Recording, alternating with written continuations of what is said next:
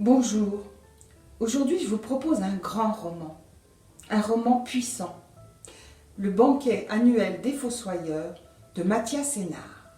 Alors cette puissance, eh bien elle s'ancre dans quelque chose de précis, l'amour fou que Mathias Sénard a pour la littérature, l'écriture, le travail sur la langue française.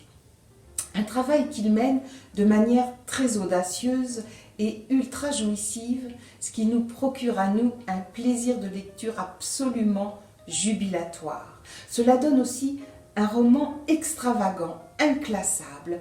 Il s'ancre dans le présent, mais se permet aussi de traverser les strates de l'histoire. Il se permet des incursions dans le merveilleux, le fantastique. Alors, tout commence dans les Deux-Sèvres. Un homme vient s'installer dans un gîte rural avec l'intention de travailler à sa thèse. Sa thèse va porter sur une tentative de définition de ce qu'est la vie rurale dans les provinces françaises aujourd'hui. Pour ce faire, l'homme rencontre les habitants de nos campagnes dépeuplées, à commencer par les agriculteurs, leurs familles, et puis bien sûr les habitués du bistrot du coin. Parmi eux se trouve le maire du village, qui est aussi fossoyeur. Et c'est là que ça décolle.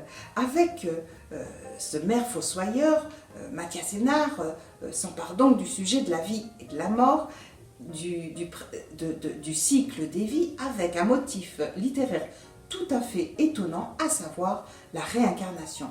La réincarnation va lui permettre de nous raconter les vies antérieures de ces personnages, leur vie future. Ils ont été paysans, chevaliers, druides, sangliers, vermisseaux, et tout ça est hallucinant. Nous allons avoir aussi le banquet, le fameux banquet des fossoyeurs, puisque le maire a mission d'organiser ce banquet annuel de la confrérie.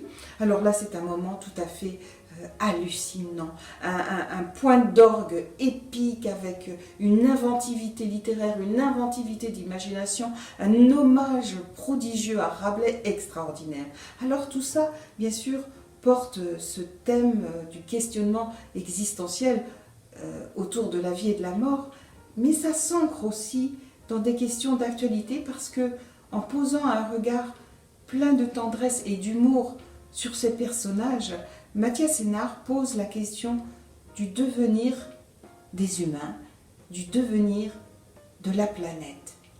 Et tout ça dans un roman qui est une allégorie absolument prodigieuse.